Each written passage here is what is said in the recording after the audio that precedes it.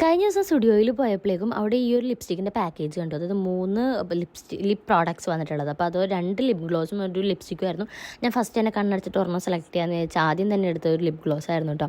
അതൊരു pink shade കണ്ടപ്പോൾ ഞാൻ എങ്ങനെയൊക്കെയോ പിങ്ക് ഷെയ്ഡ് ഉണ്ടാവും എൻ്റെ മനസ്സിലൊന്നും. പക്ഷേ വലിയ ഷെയ്ഡും കാര്യം ഉണ്ടായില്ല. ഒരു ലൈറ്റായിട്ടുള്ളൊരു ടിൻറ്റ് മാത്രമായിരുന്നു ഉണ്ടായിട്ടുണ്ടായിരുന്നത്. എനിക്ക് കുഴപ്പമില്ല, ഓക്കെ ആയിട്ട് എനിക്ക് ഇഷ്ടപ്പെട്ടു. സെക്കൻഡ് പ്രോഡക്റ്റ് ഞാനിങ്ങനെ കണ്ണടച്ച് അതേപോലെ തന്നെ എടുക്കാൻ നോക്കിയപ്പോഴേക്കും പിന്നെയും എനിക്കൊരു ലിപ് ഗ്ലോസ് ആണ് കിട്ടിയിട്ടുണ്ടായിരുന്നത്. പക്ഷേ അതിൻ്റെ ഉള്ളിലൊരു മുടി ഉണ്ടായിരുന്നു. ഞാൻ വിചാരിച്ചത് എന്ത് സാധനം ഇരിക്കണേന്ന് നോക്കിയപ്പോൾ ഞാൻ നിങ്ങൾക്ക് കാണിച്ചു തരാം. ഈ ഒരു മുടി എനിക്ക് ആ ലിപ് ഗ്ലോസിൻ്റെ ഉള്ളിൽ നിന്ന് കിട്ടിയതാട്ടോ.